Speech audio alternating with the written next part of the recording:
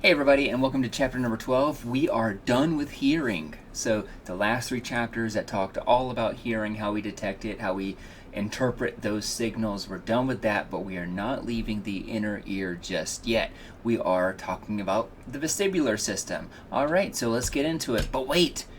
What the heck is the vestibular system, you may ask? And this is a fun chapter, I think, because it's about the vestibular system, which we don't really talk about all that much as one of the core five senses, right? I feel like, at least for me, growing up, I learned there were five senses, right? So vision and hearing, which we've already done.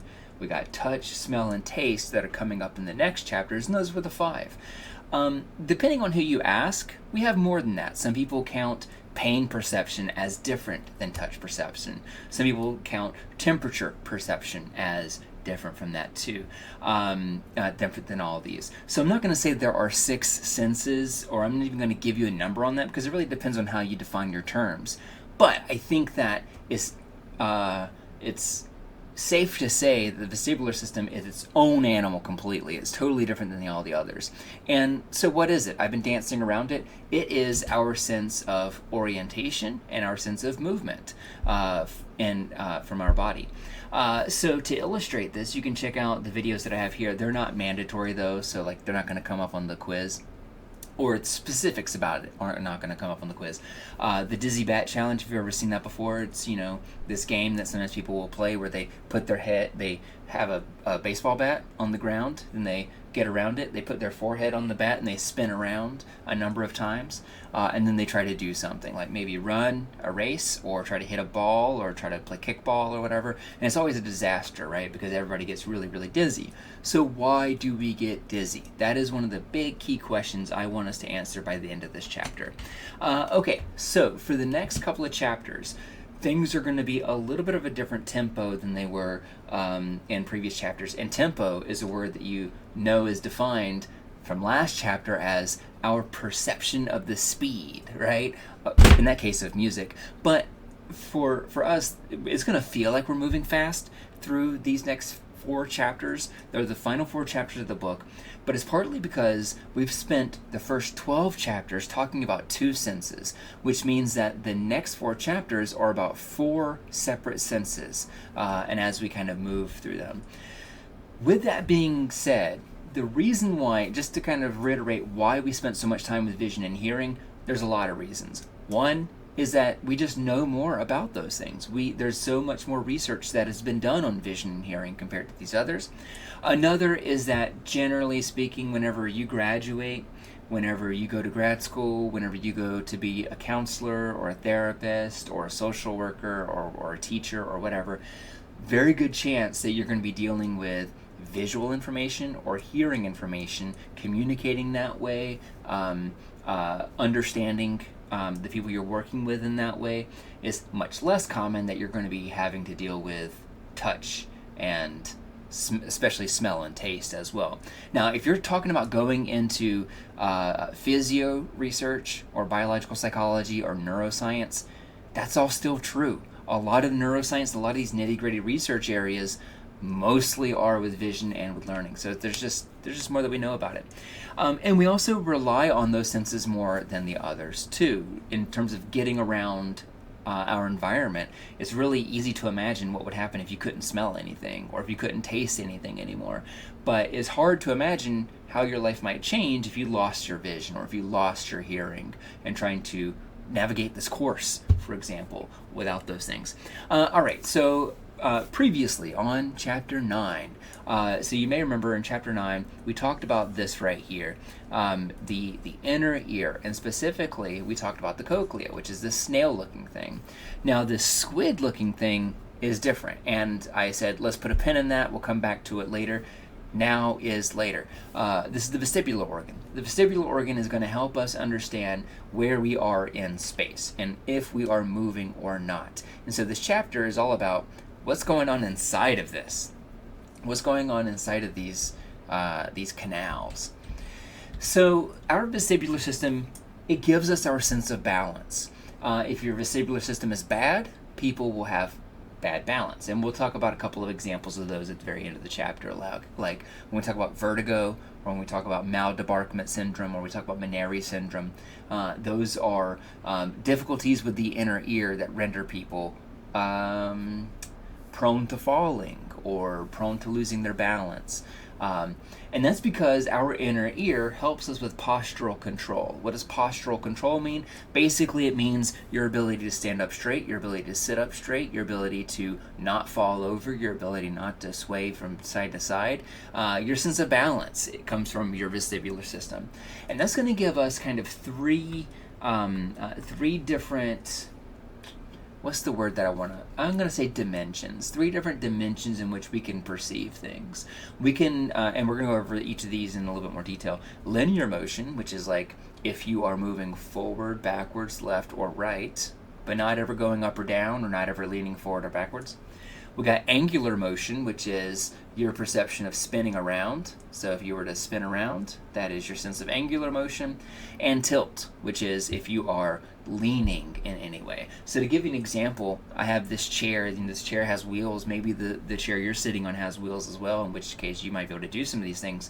Linear motion would be like if you just pushed off and you moved around in your chair while not taking your chair off the ground. So being able to kind of move around in space like that.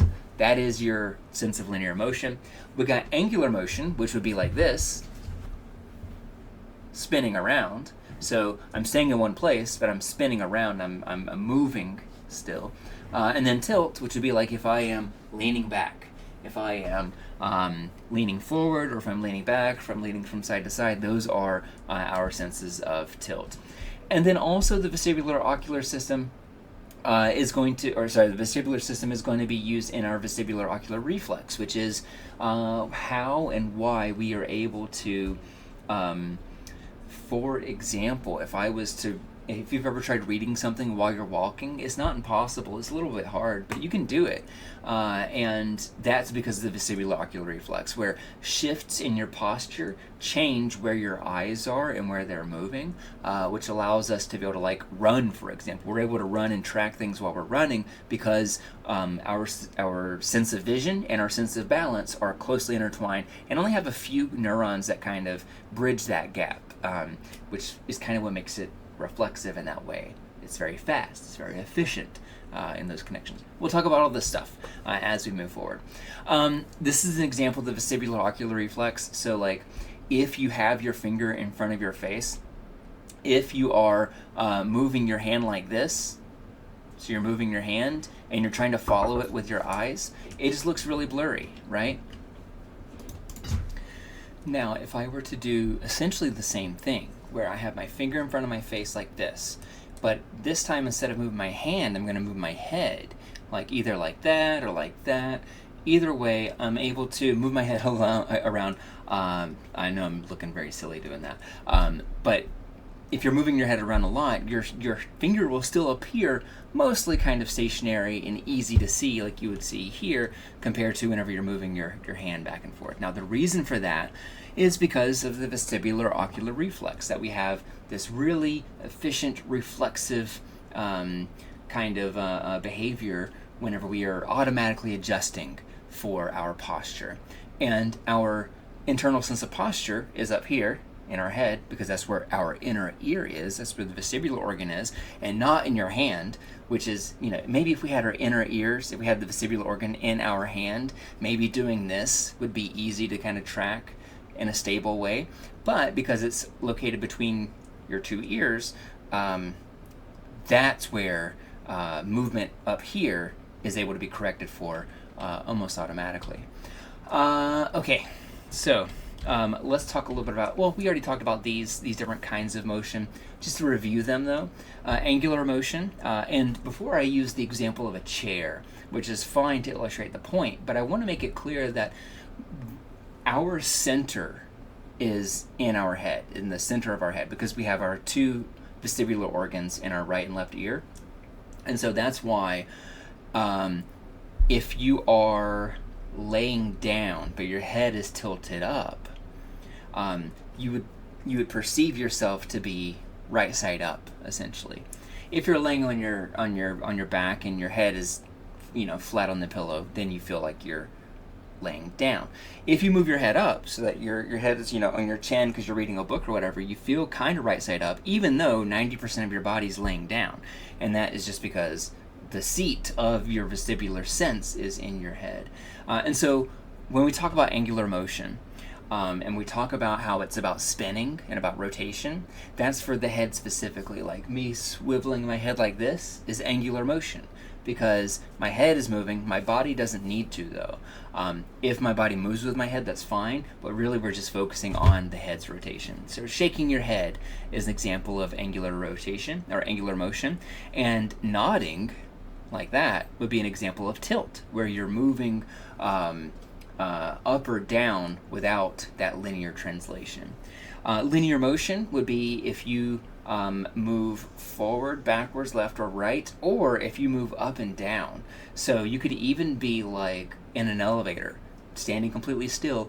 You know when you are moving when you're in an elevator, right? That's because of your sense of linear motion. Just like if you were blindfolded and someone spun you around in your office chair, you would know what direction in which you're spinning because of angular motion, and so on. All right, and you can kind of see here, we got all this this linear motion that's possible here. The reason why it works is because of gravity, which is fun to talk about because the vestibular organ is extremely crude. It is extremely, and I don't mean crude like it's rude and has no manners. I mean that it is crude as in that it is primitive and very, very simple, speaking about the mechanics. Compared to photoreceptors, it's so easy. In fact, it does have a little bit more in common with hearing, because we're going to be talking about mechanoreceptors, like those hair cells found in your cochlea. So whenever we have conflicting visual information, we still know whenever we are what direction we're in because of our vestibular organ. So if you were to, I'm trying to imagine how you might work this, because I know a lot of you watch this stuff on your phones. If you are if you were to move your head so that you could read this, like this over here, you would know that your head is moved, that your head is angled, and that is because of gravity, because ultimately the force that is pulling us down is moving in one direction. Just like if we were to do this, where we were to spin around completely upside down so that we could read this, even though if this took up our entire visual field so it appeared right side up, we would still know that we're upside down because gravity is pulling down. And partly it's because we're gonna have a lot of blood flow in our head, and that's gonna feel a certain way. But it's because we are kind of tuned to know where gravity is based on our vestibular system. So how does it do that? We'll talk about it in a second.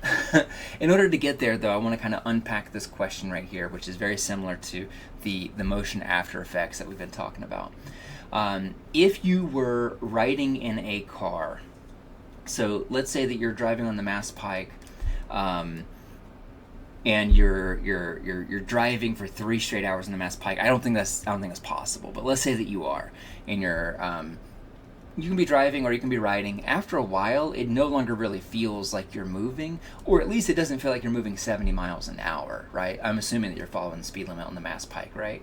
But we no longer really feel like we're moving. However, whenever we're stopped, and then if we were to accelerate to 70 miles an hour, we know we're moving, right? We have that very, very intense feeling that we're moving because of that. So why is that? Let's talk about the anatomy so we can examine this and understand why is it that being in an elevator, we can feel that even though we don't see movement. And how we can be in a car that is moving and we can see that it's moving but not feel like we're moving 70 miles an hour. So let's unpack the anatomy here. So if you want to, you can take this whole section and you can just cut it out. We're not going to need it. It's the cochlea. We already talked about it in chapter 9, 10, and 11. We're going to be focusing today on the vestibular organ, which is primarily, I'm going to say, 3 parts, really. We got the semicircular canal, so we have these kind of tunnels that you see right here that give it that kind of squid-like look. We got the utricle and the saccule. These are called the otolith organs together. And then we got the vestibular nerve over here. The vestibular nerve has the same function that the optic nerve and the auditory nerve does. In other words, it takes this primary sensory organ, and after that signal has been transduced into an action potential, it's going to carry it to the rest of the brain. So we already know what the vestibular nerve does. It's just the same thing as the auditory nerve, but for our sense of balance and our sense of movement. So let's talk about these other areas. Let's talk about the semicircular canal, and let's talk about the otolith organs. The semicircular canals, they are filled with fluids. A couple of different kinds of fluids. Like one of them is like a paralymph fluid. We got an endolymph fluid in there as well. But you don't need to know that necessarily. What's more important to know is that it is a fluid. And so think about if you may remember when I wish I had my water bottle because I used that in chapter 9 to illustrate how, like, if you're moving, for example, that fluid is moving too, that it doesn't just completely stop. So imagine that you have a bottle of water, and if you are in your chair and you spin with your bottle of water like this, actually, hold on. I'm gonna make a bottle of coffee. This is gonna get everywhere, isn't it? I know this is gonna spill all over the place. This is gonna be bad. Let me try this out, and I don't know how well you'll be able to see it. All right. Please don't leak. Please don't leak. Okay, so we got this water, right? This fluid that is in this canal, very similar to our semicircular canals. Now, see how it's still moving a little bit, but watch what happens whenever I spin. So whenever I'm spinning, and if I stop, you see that it's moving back and forth like that for a while, and then it kind of chills out, and then it stops. Same thing happens in our semicircular canal. And just like I'm going to try to, I don't know if you can see that too well, but whenever I'm moving it in front of the camera like that, you can see that it'll generally kind of move to one side or the other.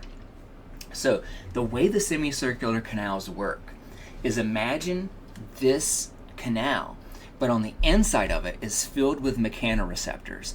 Is filled with, very similar to the same kind of mechanoreceptors that are on our basilar membrane for our inner ear, that whenever the organ of Corti, remember how it's like it's moving back and forth and it's causing those mechanoreceptors to be bent, and when those mechanoreceptors are bent in one direction, they fire an action potential. They change the speed of their action potentials, and that's how we know that sound has been in that part of the ear, and then we can turn that into a signal that we understand. Same thing for our semicircular canals. These canals are going to be lined with mechanoreceptors, and the way that works is a little kind of, oh shoot, it did start leaking. Oh no. Let me pause it 1 second and clean up this coffee. Okay, sorry about that. I think it'll be fine for now. You just kind of use your imagination now that I set the template for this idea of the semicircular canal. If your semicircular canals are leaking, like mine were, you might have Meniere's syndrome, and we'll talk about that at the very end of the chapter. So keep in mind, we got this fluid that's moving back and forth with our heads as we are moving, right? And so we have these mechanoreceptors that are going to be lining the wall of that canal. And so think about those hair cells. Whenever fluid is moving in one direction, it's going to bend those hair cells back, and they are going to communicate later to the brain what direction we seem to be moving in.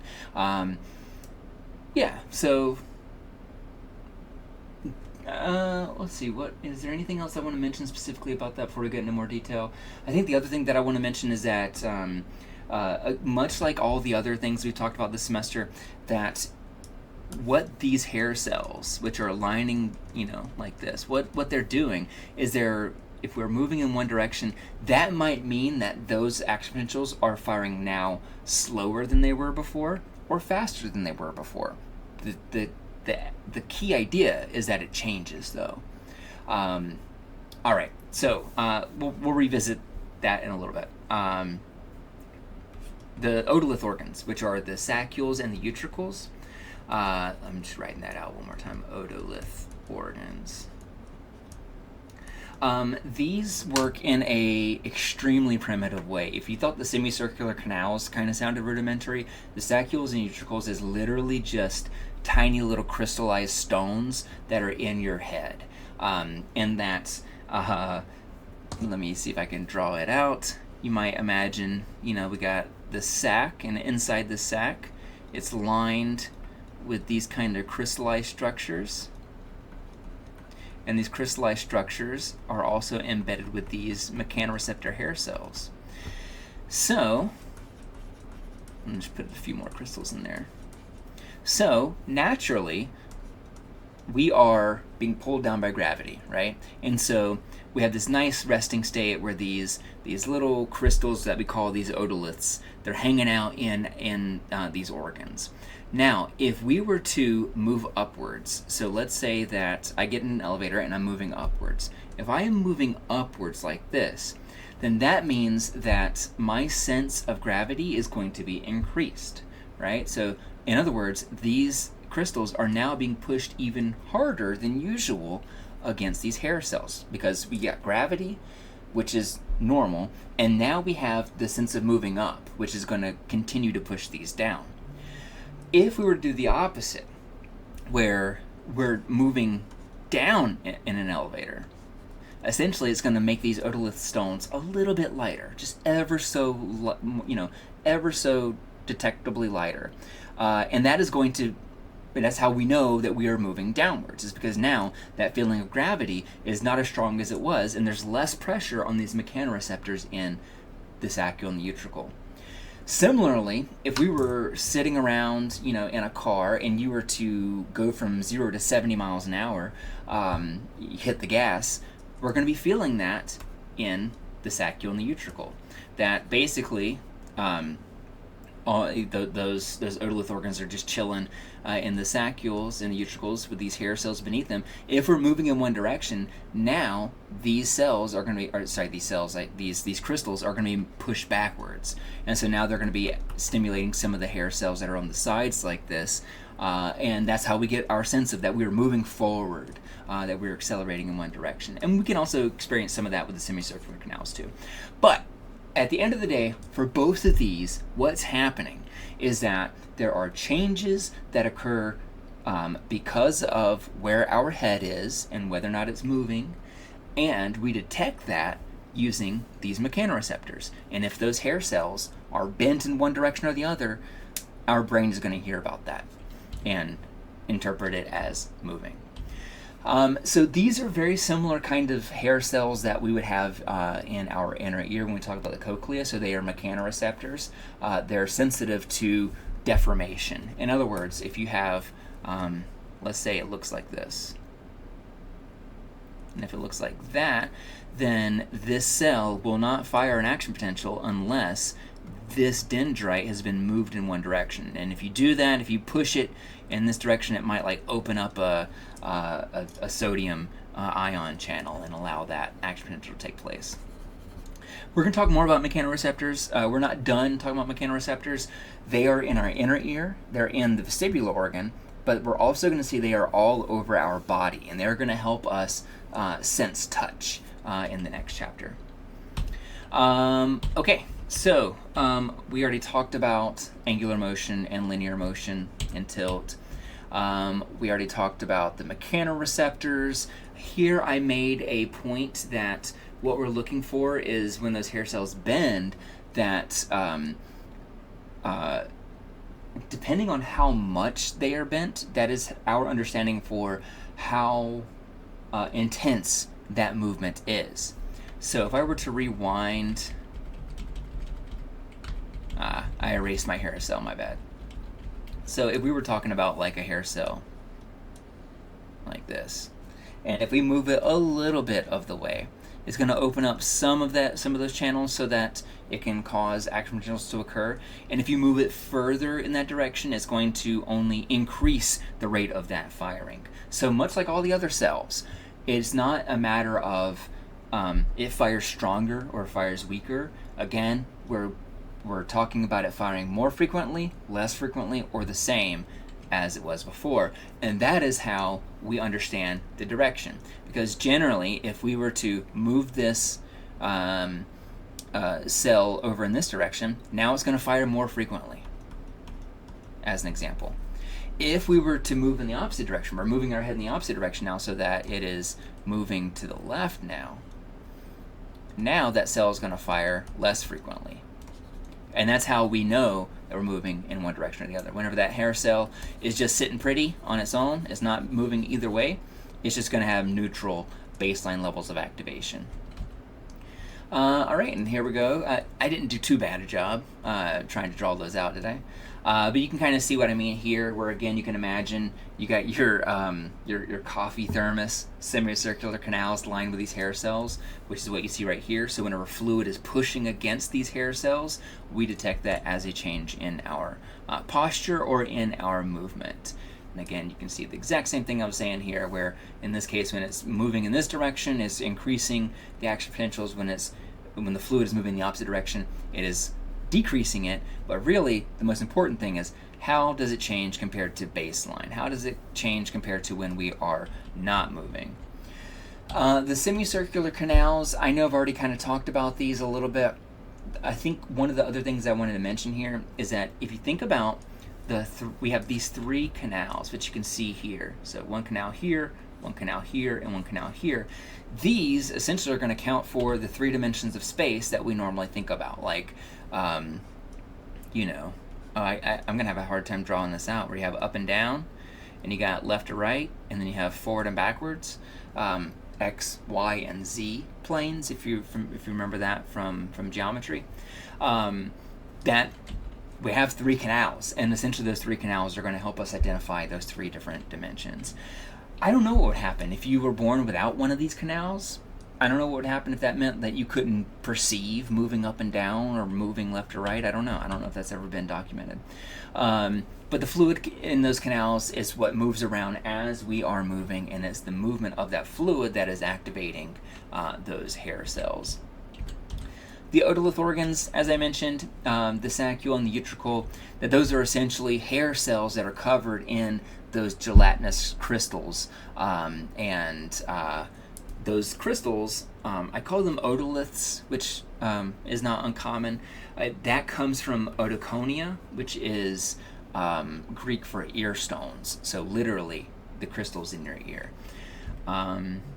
This video that I found on YouTube does a pretty good job of kind of like giving you a 3D representation of what this looks like in action. So if what I'm describing with my coffee thermos is not very illustrative, then check out this video for a quick look of that. Here's a microscopic look at those otoconia of the tiny little otoliths that exist in your inner ear. Here is a cross-section of looking at your semicircular canals. It's kind of tough to see here, but you would have to imagine that essentially what you see right here, this is one hair cell. Now imagine that the entirety of the semicircular canal is lined with these, and that's essentially what's going on in the semicircular canal. It's not just one, like this graphic represents, which is why I wanted to single it out and to point it out to you. All right. In terms of brain areas, we don't have a vestibular cortex. We don't have what would be like the equivalent of the V1, which I tried to make this joke here on the slides, that V1 was already taken from vision, so we just don't have a vestibular cortex for that reason. But we don't have an area of our brain that is dedicated to high-level processing of signals from our inner ear. And the reason for that is because a lot of that quote-unquote heavy lifting is already taken care of by the time you get to the vestibular nerve. By the time you get to the vestibular nerve, we already have a pretty good indication of what direction we're moving in. We don't have to interpret those signals the same way that we might need to interpret pitch or volume or timbre from an instrument or from a speaker, or that we would need to interpret lines and colors like we would for vision. For vestibulation, which actually isn't a word, I think spell checker keeps busting me on vestibulation, so I don't know if there's an easier way to say posture and balance and movement in one word like this. But our sense of vestibulation is not as complicated as those things. We get broadly, the big picture of when we are moving, but we don't feel a lot of movement, right? We don't feel ourselves moving, 6,000 miles an hour as the Earth is hurtling through space. We don't feel that. But we do have this sense our vestibular organs interacting with a lot of other areas in our brain, and particularly we're going to be using a lot with vision. And with our sense of kinesthesia, in other words, our sense of like moving our bodies, which is also reflexive, which is like if somebody tries to push you over, if your body feels like it's falling, you will automatically try to regain your balance for that. So the processing that does occur for the vestibular organs is mostly the higher level stuff. The complicated stuff is also going to be taken care of by our sense of vision and our sense of touch. So it's really kind of like a great sidekick sense. It's fine on its own, but where it really shines is how it interacts with these other areas of the brain. It does go through the thalamus though. So like our sense of vision and like our sense of hearing, it does go through the thalamus. It does go through that sensory gateway. We only have one sense that doesn't though. I'll let you guess. What sense do you think does not go through our sensory gateway of the thalamus? I'll give you 3 seconds. It is our sense of smell. Our sense of smell does not go through the thalamus, but we'll talk about that a little bit later this semester. All right, so let's talk a little bit more about how posture and our sense of vestibulation interact with other senses. Now, this is one of my favorite. It's called vection, and it's one of those things that when I learned about it, I was like, oh, there is a name for this. So maybe you have experienced this too. Have you ever pulled into a parking place, and as soon as you are pulling in and applying your brakes and just about to stop, one of the cars next to you is starting to back out very slowly at the same time? If that happens, you'll know it because you freak out. You'll like want to slam on the brakes in your own car because it feels like you're continuing forward. It feels like you're still moving forward even though your car is stopped, because out of the corner of your eye you see something that looks like it's moving backwards, which for you is that you're moving forwards. Does that make sense? So in that case, that is an example of how your visual feed, the visual information in your environment, makes you feel like you're moving.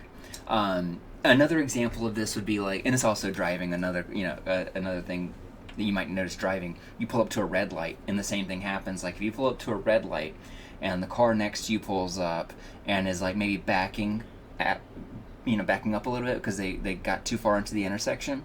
If you get there right as they're starting to back up, it feels like you're like sliding forward into the intersection, and it's terrifying, even though you're perfectly still. That is vection. So vection is a combination of vision and your vestibulation, where you have this kind of illusory sense of motion. So it feels like there's actually motion there when in fact you're not. So it's how visual cues suggest motion even when there's nothing really happening in your semicircular canals or in the saccular utricle. This would also work for rotational vection, even though it's not as common, but you can imagine where like if you're like I'm trying to think of like a real world example of this, but it's kind of hard. It'd be like if you were spinning around and right as you stop spinning around, someone next to you was walking in the other direction. You might think that you're still moving when in fact you aren't. We talked a little bit about balance in the vestibular ocular reflex, so I'm not going to go into that too much again, but because you may remember this figure where we were talking about like moving your hand versus moving your head, and so that vestibular ocular reflex helps us to stop from falling over. And one of the videos at the very beginning of these lecture slides, not the one about the dizzy bat, but the other one below it, is like a funny brain games episode where they try this out, where essentially they have a completely still environment and they have somebody balancing and holding things, and then they move the room a little bit. And what happens is that because they're moving the room, the individual feels like they are moving, so they try to adjust their posture, but they're already straight, and so what happens is they fall over for no reason, essentially, because of this vestibular ocular reflex. So check that out if that sounds interesting to you. It's a fun little prank, all in the name of science. This here, you don't have to worry about diagramming this out. You don't have to worry about learning, about these connections necessarily for the exam. I just wanted to show you essentially like how direct some of these pathways are, because I mentioned that the vestibular ocular reflex is a very efficient connection. And so you can see as we go from the vestibular organ, we're moving from the vestibular nerve, which carries, axons carrying the signals from what the semicircular canals are doing. And then once that gets to the pons, which is part of your midbrain, so kind of a deep embedded structure, it could be the case that there's only a handful of neurons going from here to your eyeball, to the muscles that control the position of your eye. Very, very fast, very, very efficient. Maybe one of the most fun but gross of these combinations is motion sickness.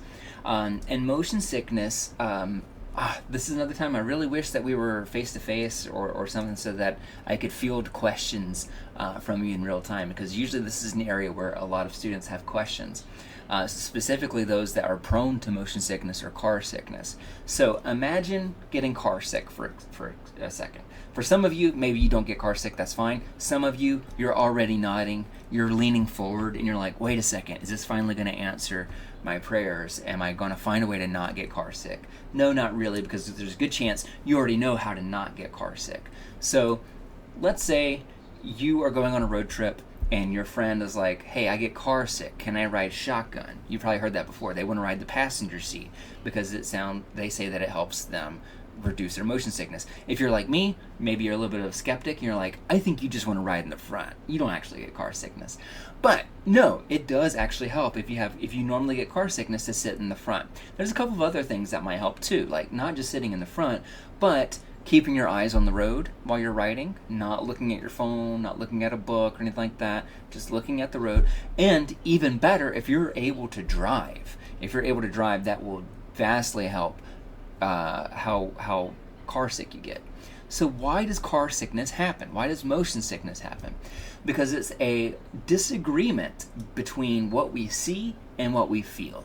So in other words, your eyes, your vision is getting one signal and your inner ear is getting a different signal. And that's a mismatch. And what happens whenever you get that kind of mismatch? Think about why would that happen? When on earth would you ever have the feeling, for example, that your body is spinning, but that your eyes are telling you that you're not moving, right? Can you think of a time where that might happen? Has there maybe been a time, maybe on your 21st birthday, where you felt like you were spinning, but your eyes told you that you were still? I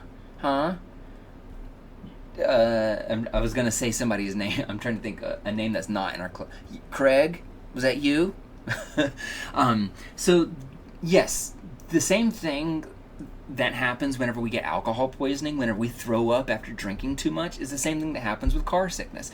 Because evolutionarily, our evolutionary response to being poisoned, that's generally what happens whenever we are poisoned. Whenever we've eaten something bad that's giving us food poisoning or alcohol poisoning or whatever, usually the symptoms are a mismatch between what we feel and what we see.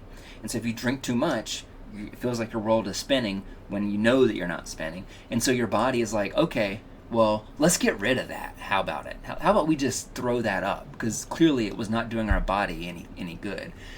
That's why you throw up whenever you drink too much. It's the same reason why you throw up or get sick whenever you're car sick. Because evolutionarily, your body is telling you, wait a second, the only time this happens is when we've been poisoned, so let's get rid of that poison so that we don't experience these symptoms anymore.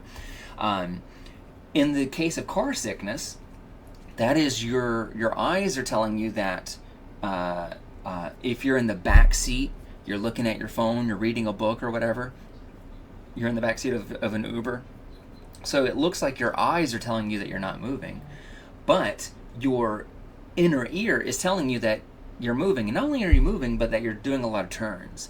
So people that get car sickness, usually they'll tell you when there's a lot of turns on the road is one of the things that helps kind of create car sickness. And that's all that it is. And so if you ever get motion sickness or car sickness, think about how can you reduce that discrepancy. Maybe it means that you should sit in front, so that way your eyes can see that you're moving, to basically let your inner ear know, it's okay, homie, like we're not like sick, we're not poisoned, this is totally natural, and you're less likely to get sick for that reason. All right, now let's talk a little bit about this. We're going to change gears up a little bit, talk about navigation. This is one of the sections that used to, like, the book talks about it a bit, and depending on the version of the textbook that you have, it may not talk about it all that much. So I wanted to kind of talk about it a little bit because it doesn't come, there's not going to be another chance later in the book to talk about navigation. So if you were to, wherever you're sitting right now, if you were to close your eyes, stand up, spin around, do you think you would know where your computer was or where your screen was? If you are alone and you're not worried about feeling self-conscious, well, how about you go ahead and give it a try? How about you take a step back from your desk, spin around a little bit, and then try to stop where you think your computer is. There's a good chance that most of you would be able to do this. So like if you were in a classroom setting, there's a good chance that you'd be able to stand up in your desk, spin around, and then stop, generally speaking, where the front of the classroom is. It's not a miracle that you're able to do that. It's the same, kind of the same thing that happens whenever it's pitch black in your house and you're able to navigate around your house. Part of it is memory, so part of it is like you've remembered the layout of the classroom or of your bedroom or of your house, but the other part of it is that we have an innate sense of direction. And that innate sense of direction is kind of informed by our inner ear and our sense of motion. So to talk about that, let's talk a little bit about how space is represented in our brain. And if you've learned about this in another class, I apologize, but I think this, for some of you, this might be new information.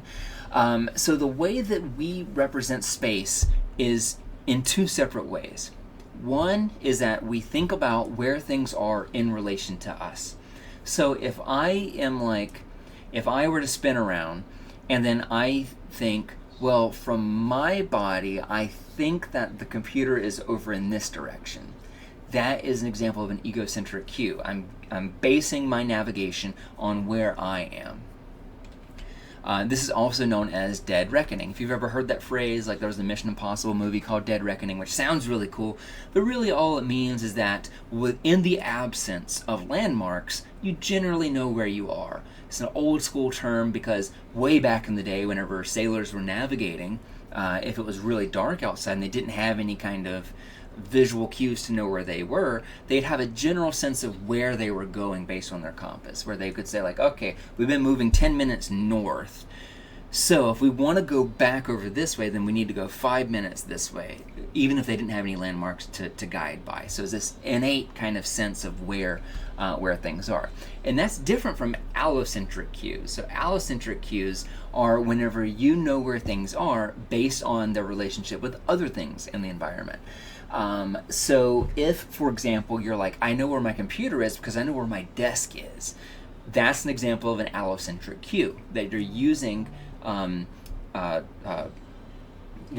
landmarks in order to navigate, in order to know where things are. This is called piloting, sometimes called beaconing.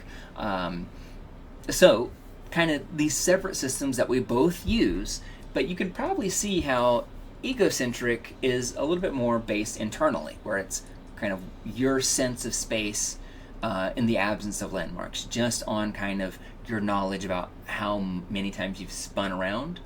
Or if you want to, there's another kind of test that you could do, which is called the triangle completion task. And this is a fun one to try. Sorry, I'm skipping forward a little bit. I'll come back to those. This is a fun one to try if you have a big room, or if you go out into your yard. Actually, this would be a fun one to try, and you want to blindfold yourself. You could stand in one place, walk forward, let's say 10 seconds or so, then turn to your right, so a 90-degree turn, and then walk however far you want, maybe another 10-second walk, and then try to go back to where you were. That's called the triangle completion task, which is what you see right here. Person moves over there, they're going to turn, they're going to go to the next fixation, next landmark, or next, I shouldn't call it landmark, next place to be, and then trying to navigate your way back, trying to find out how to get back to where you started. It turns out that people are really good at this, and not just people are good at this, but most species are really good at this. So most species are able to have this sense of direction, and not only a sense of direction, but a sense of distance, where they know how far they've traveled and roughly how far they need to turn in order to get back to where they were. Just backing up a little bit here for these things that we skipped.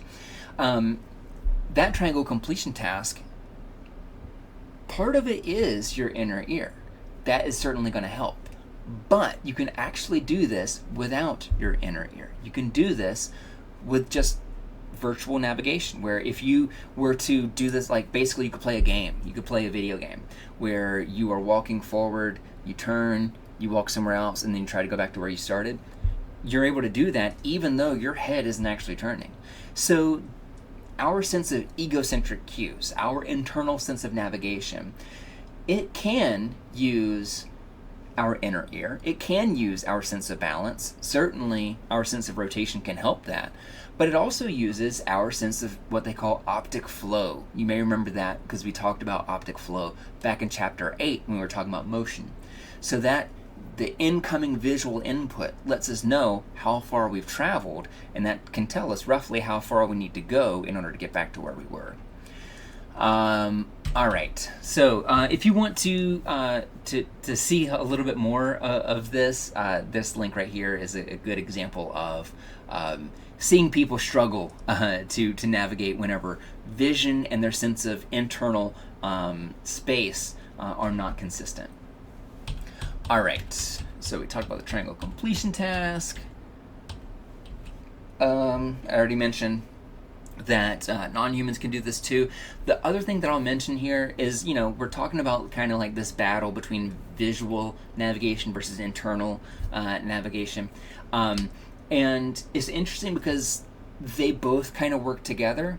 It's not that one is necessarily more dominant than the other, because if you were to do, there's some studies where like you do this triangle completion task, and normally you don't have any real landmarks when you do this. It's just based on your normal sense of where you are. But if we turn this into a task that had beaconing in it, where you start out here and you got a couple of landmarks right here. So you're walking, you're turning, and then you have to turn around and come back. If the researchers were very clever and they moved the landmarks over here, the question now is, well, what's this person going to do? Are they going to come back to where they started based on their internal sense? Or are they going to rely on their visual cues and go to where the landmarks are? And the answer is that they will actually split the difference. They will actually go in the middle, right there, where they don't fully rely on their inner ear, they don't fully rely on their vision, they split the difference and will go to essentially the median, the place in between. And I know that for a fact because that was my undergrad thesis. That is some of the research that I did whenever I was in your shoes. Okay. And then this just kind of illustrates the point that I was saying. And then you can see this happy little face is going to travel between those. Okay, very fun. All right, so now we're winding down. Here are some of the areas where the vestibular system can go awry. The first, feeding back into our conversations about motion sickness, is maldebarkment syndrome. Some of you have probably gone on a cruise before, or you've been on a boat for a while. Have you ever heard of sea legs before? That's what maldebarkment syndrome is. So if you're not familiar with sea legs, that phrase. Actually, hold on. Let's take a step back. Let's talk about seasickness, because we haven't talked about seasickness yet. So seasickness, a cruise. I've only been on one cruise before, and I'm not someone who normally gets prone to motion sickness, but I almost got a little seasick, so I can kind of understand the frustration that comes with getting car sick or seasick. Essentially, with a cruise, there's a good chance you're going to get seasick, and it happens for the exact same reasons that you get car sick. Because if you were in a boat, so let's say that you're in this boat, this is a cross section, right? So you got the little, and then we got That's good, right? Okay. Is that no? No, that still doesn't look right.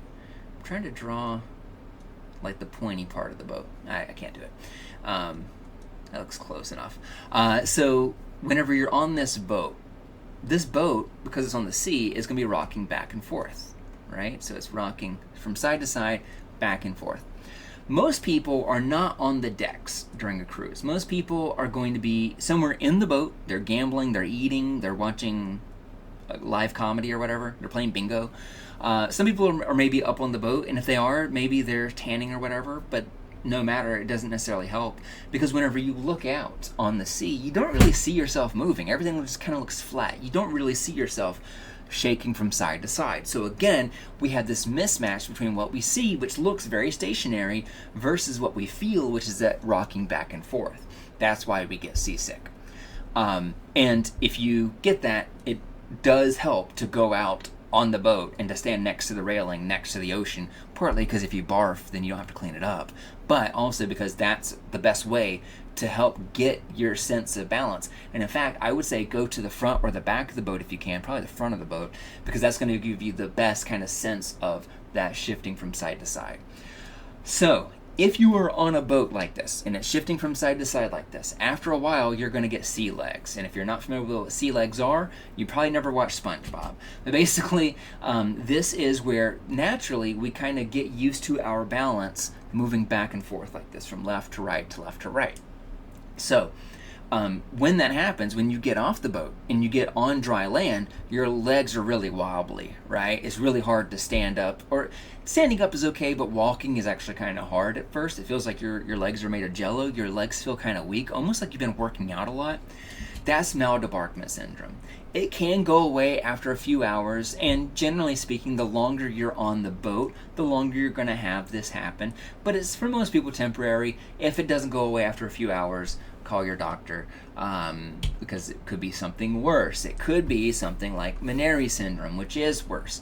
Meniere's syndrome is essentially what happened to my semicircular canal here. This semicircular canal that was leaking coffee, essentially, that same idea is what Meniere's syndrome is, where you have intense and sudden dizziness. And it happens because one of the canals in your inner ear is either blocked or it is leaking fluid. Either one of those is bad.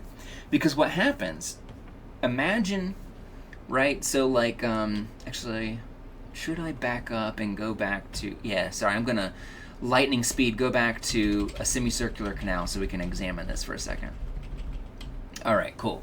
So we were talking about how these semicircular canals give us a good sense of the three-dimensional planes of space, right, which you can see right here. Imagine if this one right here was blocked, or if it was leaking fluid. Either way, it's not going to reliably tell me if I am moving, right? But these others are. So the other canals might be working fine, but one of these canals is screwed up. That would be really, really weird if essentially you're turning your head like this, but you don't feel your head turning like this. You can feel your head turning like this, you can feel your head turning like this, but you can't feel your head turning like that. What's going to happen is that you're going to get extremely dizzy for the exact same reasons that we talked about with car sickness, because there's something wrong with your internal sense of balance, and it is not matching the other canals, let alone your visual system. And so it makes you extremely dizzy, makes you feel extremely sick, and is kind of when people talk about vertigo, if you've ever heard of that phrase before, vertigo, that's essentially what it is. And people get really, really sick from this and vomit a lot, and this can last months. It can last a really, really long time, and it is a huge deal because it's not one of those things that you can just kind of like get some fresh air and walk it off. It's not something where you can just take some Nausine or some Dramamine and fix things. Which, I'm going to write the word Dramamine so I know to come back to that, because some of you may be curious about that.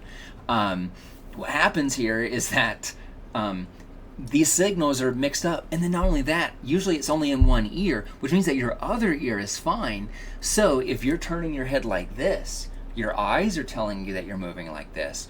Your right ear might be telling you that you're moving like this, but your left ear is not telling you that. And so your body is completely flummoxed and assumes that it's been poisoned or that something horribly wrong has gone on, which in fact something horrible has gone wrong. It's just not what you ate. So this, I actually had a friend who had this. I'm not going to say who it is because I don't want them to be. Oh, he's not watching this video. It was a family member, but he was sidelined for months and like just could not work. He couldn't leave the house because if he got up off the couch, he would immediately fall over.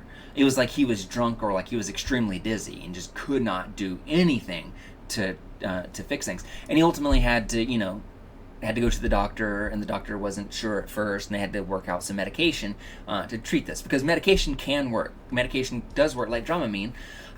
What Dramamine does is that it essentially will, this is going to be oversimplifying a little bit, but Dramamine will dull your nervous system to such a degree so that the conflict of sensations from vision and from vestibulation are not so much an issue. This is partly why when people take Dramamine, they get really drowsy too. It's because it's essentially a depressant. I don't know if it's marketed that way, but it's an antihistamine. It's something that is going to make your nervous system a little bit duller so that you're not really feeling those competing signals. So you might be able to use something like that. In the case of Meniere's syndrome, you need some prescription grade stuff to help with that. But if that doesn't help, because sometimes this is one of those things that might clear up on its own after a couple of weeks or months, but for others it might not. And if medication is no longer working and it's not helping, then you might try these more severe treatments, which are an implanted device, where you might have a device implanted in your inner ear to help regulate that fluid to make sure that none of it leaks out or that none of it gets blocked. Or you might remove the entire vestibular organ. There's a period there. It sounded like there was a comma or something, but no. You may just remove the entire vestibular organ, and then that happens. What was I going to say about this? If you were to remove the vestibular organ, it actually is going to be okay because you got an extra, right? You have another vestibular organ on the other side of your head. And if you remove one of them, then at least you don't have competing signals from the broken one versus the one that's functioning fine, which is where this sickness comes from. It's from that conflict of those two signals, that disagreement our body thinks has been poisoned and is trying to expel it. All right, and then there's this video here that kind of walks through. This company makes devices to treat Meniere's syndrome, so they kind of like walk through. Here's what Meniere's syndrome. Here's how it starts, and it's because it leaks perilymph fluid or whatever, much like you saw with that case. And that's it. That's all that we have for this chapter. Thank you so much for tuning in, for staying with me, and how about I give you some extra credit for tuning in this far. If you email me and say, hey, I hope, something along the lines of like, hey, I hope your water bottle is okay and doesn't have Meniere's syndrome, or just some joke about my leaky water bottle, then I'll give you extra credit for staying and watching throughout this whole thing. Thank you so much for tuning in, and I will see, and that's just 2 points for the next exam. In order to get credit for it, you have to email me before the exam. You can't do this at the end of the semester, try to rack up. All right, that's it. Thanks for tuning in, and hey, if you get car sick easily, I hope that maybe this was helpful for you. I will see you later. Bye, everybody.